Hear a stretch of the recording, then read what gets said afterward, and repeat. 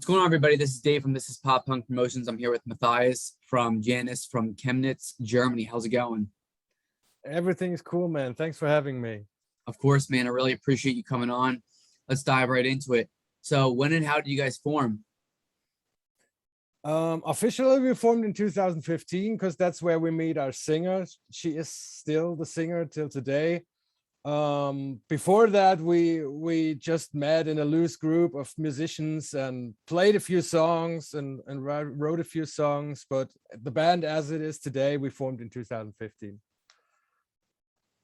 Very cool. So, you guys have been around a little bit. Yeah, we're all friends for a long time. That matters. So, you guys just released a new album, Candy Colored Rain, a couple days ago. How's the response been to it? Social media was very great. People responding very great. I feel like people get really into the lyrics, so sometimes you just get messages with the music is great and I really dig it, and hey, it reminds me of the early 2000s, and all these messages are really great. But it touches me if people get into the lyrics and stuff and say that. So yeah, we're really happy right now. That's awesome, man. It's funny because right before this interview, I listened to the entire thing, and it really made me think of early 2000 pop punk. So like Blink and Good Charlotte and Newfound Glory and Paramore and Hey Monday and bands like that. Nothing wrong with that. I got a question, if I may. Oh, absolutely. We get this Hey Monday reference a lot, and I feel like this band wasn't too huge in Europe, so I never heard it before until a few months. People started telling me about it, and ever since, everybody keeps telling me about Hey Monday. Was this a huge band in the US? Because I really like them, but I never heard of them. In the US, they were pretty big. They weren't as big as bands like Blink and Newfound and Simple Plan and Good Charlotte and Green Day and bands like that. Bands like that, but they were pretty big. They were a little bit later on. They were pretty big in what was it, like 2007, 2008, 9, 10, around those years. Yeah, cool. But definitely check them out, man. I definitely recommend the song I Don't Want to Dance. Start with that song and then go from there. And then Homecoming. And they had some bangers, man. Yeah, Homecoming I have in mind right now. It's a banger song. And also Cassie Pope is an absolute babe. Yeah, I have no problems with that reference. I was really flattered. Very cool. So who do you guys record it with, and how's the process? Excuse me? Can you say it again? So who do you guys record it with, and how's the process? The recording process? Yes. How was it, and who did you record it with? Yeah, we recorded at a local studio. We just tracked there. We do it all by ourselves because of COVID. And for the final mix, we got to work with Dave Petrovich, which is best known for his work with Tonight Alive from Australia. It's the second time we worked with him, and the guy is absolutely awesome. We love what he does. We don't need to tell him much how we want it. We usually send him one or two references, and he's not just mixing, he kind of acts like a producer. He's pretty cool with additional voices, and sometimes he arranges a thing or two, not much, but it always makes it better. The guy's really into it, and I love him for that. That's awesome. So you guys are from Chemnitz, Germany. How's the pop punk scene there? Do you have a favorite venue, a favorite local band? Unfortunately, the club scene is dying slowly. We have a few bands around we really like. You should definitely check out like Heart Attacked. It's really complicated to spell. It's a reference to heart attack, but it's spelled like heart A and the word tact. But check them out, they're really awesome. We got bands like Stinky Hawks, we also like them. Yeah, the clubs are dying, and Chemnitz is not really a big city. We got like 200,000 people here. and they got all kinds of interests. So there's not much room for pop punk. I believe you need to go to the bigger cities to get enough people in one niche. But it's cool. I like it here. You guys just have to be the scene. You got to represent. Yeah, that's right. But you cannot always play in your hometown, because after the third show, nobody's coming anymore. This is what I've heard. So who are your biggest influences? Oh, that's tough, because we got so many and one got different ones. I was part of the first. I was a metalhead. I listened to Slayer and Slipknot, and that was my early 2000s. I don't took much part in the pop punk scene, to be honest. Later got a little into hardcore, listened to Hatebreed and Agnostic Front, and pretty late, about 2011 or something, I discovered what I missed in the early 2000s, and today I love that. That's awesome. Our drummer is really into stoner rock and all kinds of music without vocals.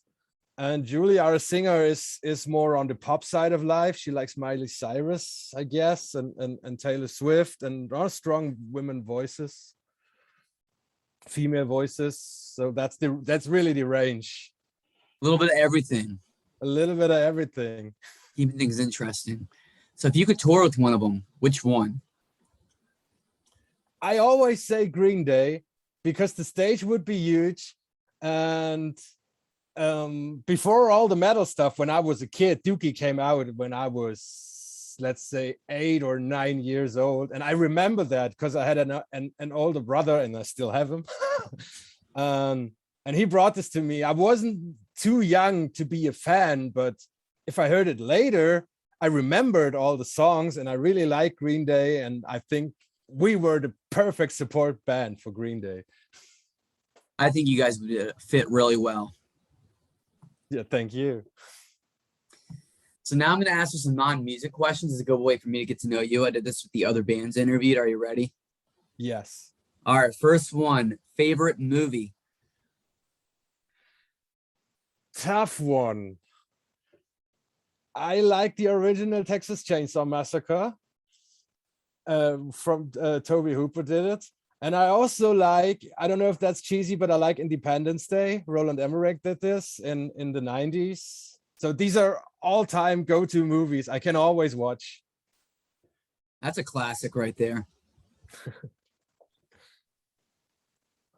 Favorite subject in school? The breaks. I feel you. I definitely do. Yeah, really.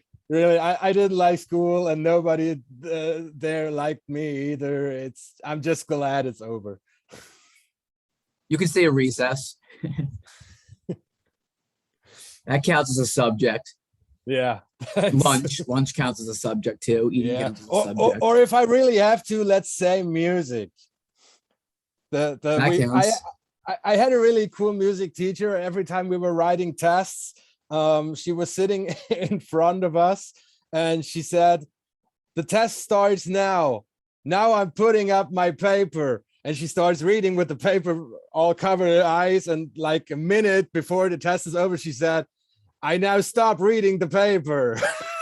So everyone could look stuff up, because she knew music maybe is not the important thing in school. So everyone can get a good grade there.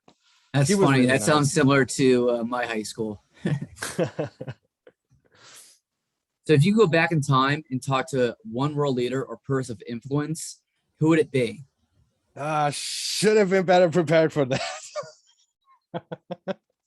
And a dead musician counts as a person of influence.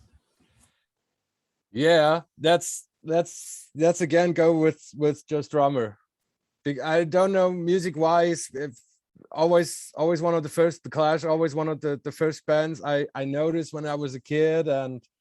But I think it would just really be interesting to talk to him, to find out stuff of England, so around 70s or the 80s. I think he would be an interesting person to talk to. Good choice. And he's a musician, really cool, and he's dead. To. Yeah. So if you had $1 million and you could donate to any charity, which one? This called Sea-Watch. I don't know if they called Sea-Watch or if I translate it, but it doesn't matter.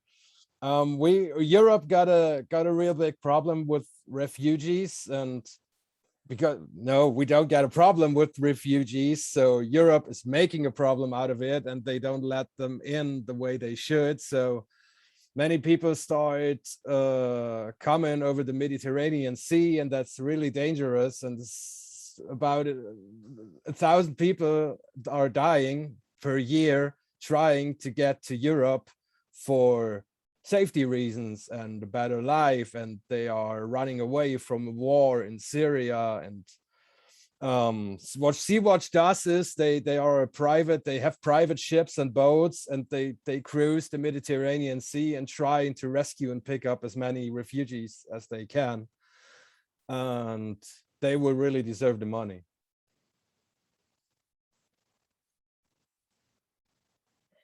Our last question: what are some places in Chemnitz that visitors should check out? Yeah, there's only one right answer. It's a monument of Karl Marx. It's huge. It's made out of concrete. It's got its huge beard.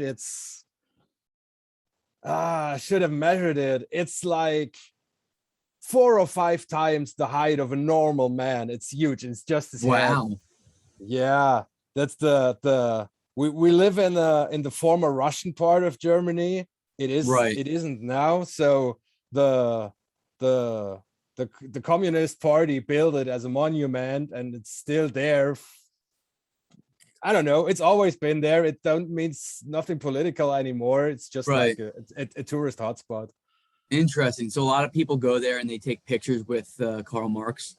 Yeah, and there's a huge festival in front of it every year, so it makes a good social media content. Interesting.